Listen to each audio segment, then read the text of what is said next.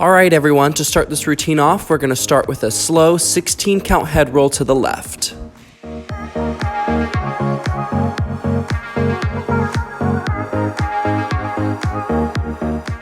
And reverse to the right.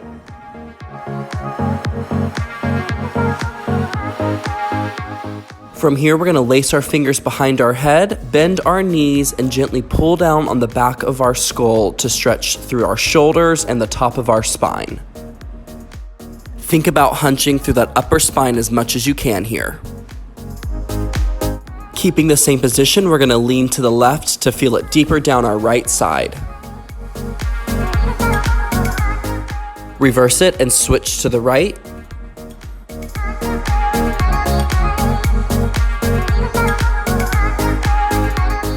Releasing here, we're going to lengthen our spine and take our arms up to a wide position to do some rib isolations. Here we are thinking about isolating so only our rib cage moves while still lengthening our spine.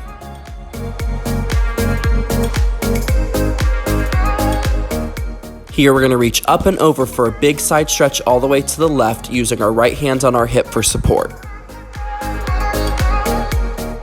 Contracting forward, we're going to hunch over to stretch those shoulders and roll all the way up through our spine to come to standing. Now we're going to reverse and take a big side stretch over to the right.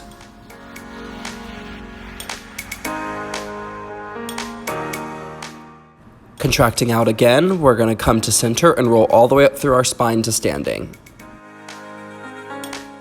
Next, we're going to take a slow 8 count contraction to the front to reverse it and take a slow 8 count arch in our back. Here we are focusing on finding mobility in our spine so we're prepared for the stretches we're about to do. Here we're going to double time our contraction to our arch.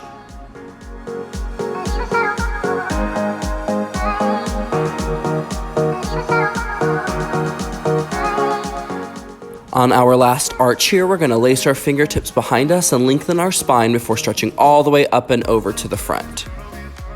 We're taking a second to stretch our hamstrings here just to help loosen up our lower back.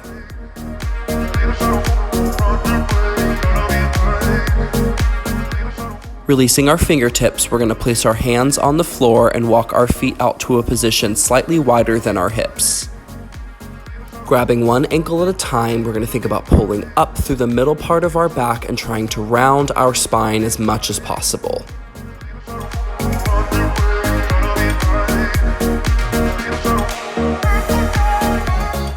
You can choose to stay grabbing both ankles, or to increase the stretch on each side of the back, you can grab each ankle one at a time with both hands.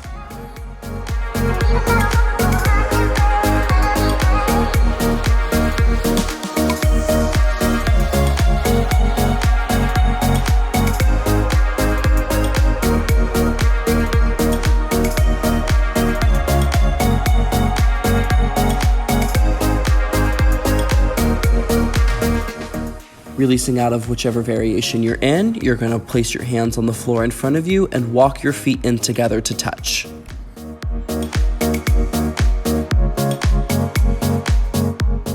From here, we're going to bend our knees to lower ourselves all the way down to the ground in a squat position. From here, we're going to walk our hands out so we are on all fours in a tabletop position. To continue to release our neck and upper spine, we're going to take a head circle to the left.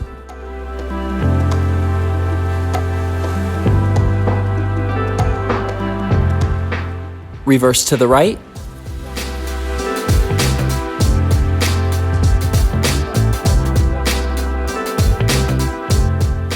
Next, we're going to move into one of my favorites, our happy cat and sad cat poses. First is happy cat, where you want to arch your back as much as you can while looking forward, to then reverse it to mad cat, where you curve your spine as much as you can while looking down. This series is one of my favorites because it really helps with mobility in the spine and helps separate each vertebrae. Feel free to take your own slow timing here and really feel each arch and each curve of the spine.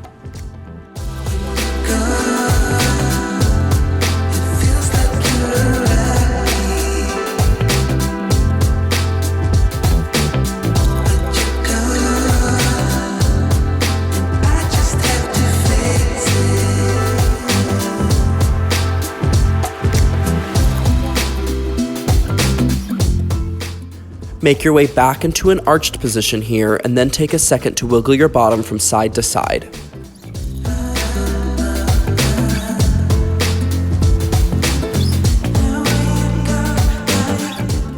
Now we're going to transfer our weight to our hands and back to our knees, sinking deeper and deeper into that arch with every movement.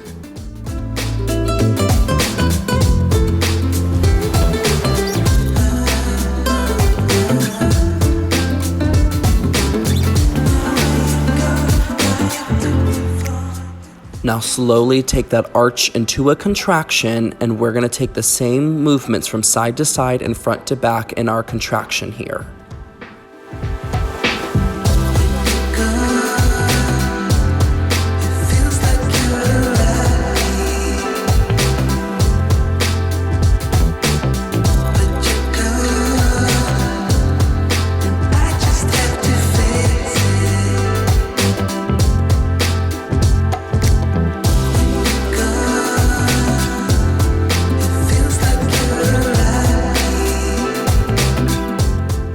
Releasing out of this series, we're going to push back into our child's pose to reach our fingers towards the wall in front of us while sinking our hips towards the wall behind us. Certainly use this as a rest moment, but keep focusing on finding deep breaths and lengthening your spine here.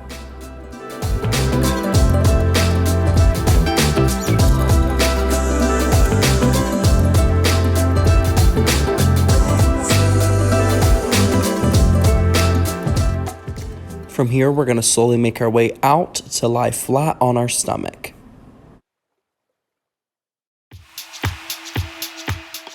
From here, we're going to walk our hands out in front of us, and we're going to slowly stretch each vertebrae one at a time.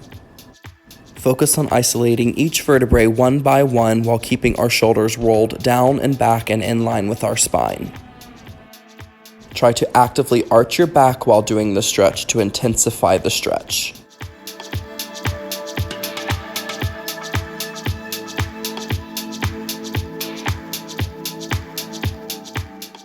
We're going to inch our hands a little closer in.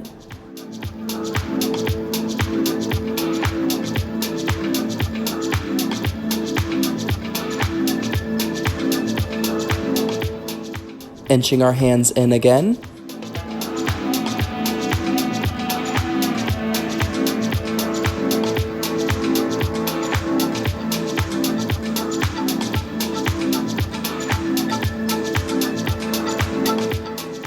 Walking our hands in a little closer.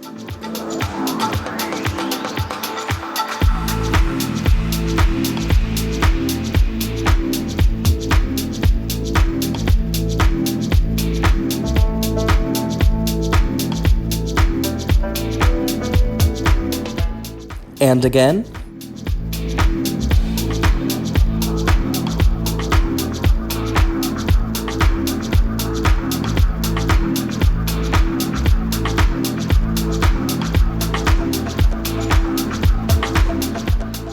Now we're going to walk our hands in as close to our hip bones as we can, and we're going to take a big arch back to the back wall.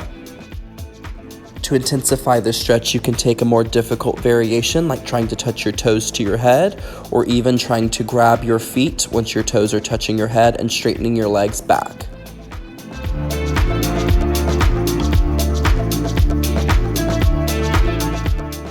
Making your way out of whichever variation you're in, you're going to flex your feet and then lift your knees off the floor to intensify this lower back stretch.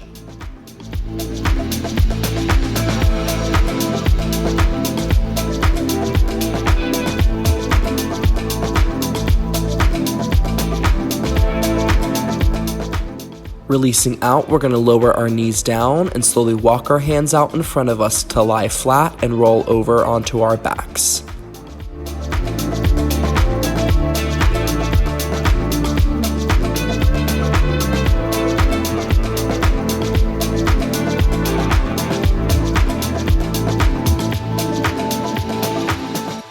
From here, we're going to bend in our right knee and cross it over our body and take a nice spinal twist. Use opposition here and look to the right as your right knee crosses over to the left.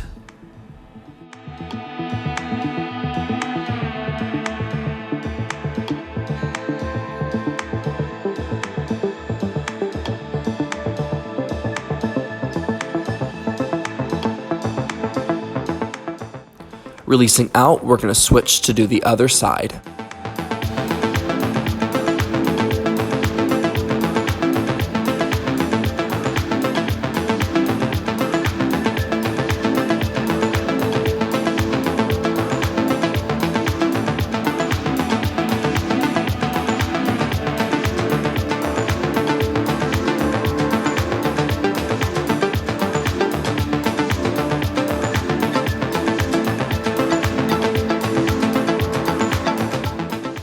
Releasing out of our spinal twist, we're going to bend our heels into our bottom and place our hands besides our hips and push up into our bridge pose. Think about driving your feet into the floor while sending your belly button up to the sky to arch as much as possible.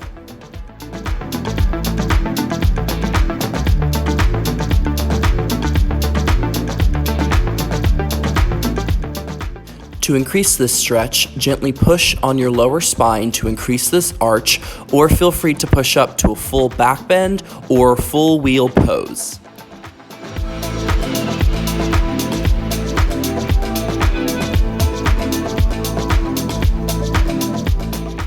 Whichever variation you're in, slowly lower down to the ground and straighten your legs out in front of you.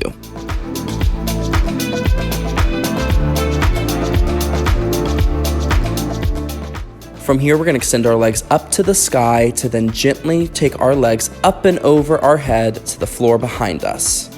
Use your hands on your lower back to help support you here and keep that pressure off of your neck.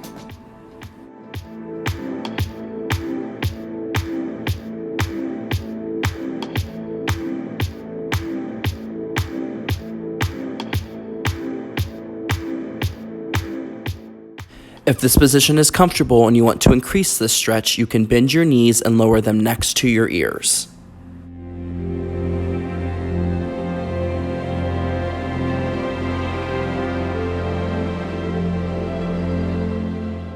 From here, slowly use your hands to guide your bottom down to the ground, one vertebrae at a time.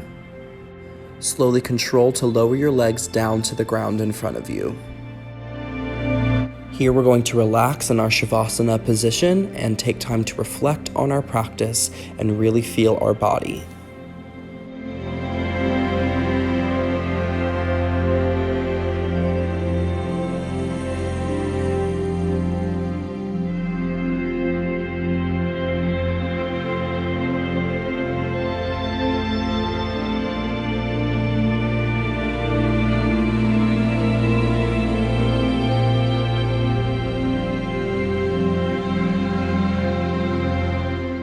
Take a second to wiggle your toes and your fingers to start bringing some movement back to your body. Slowly roll over to your side and make your way up to a seated position.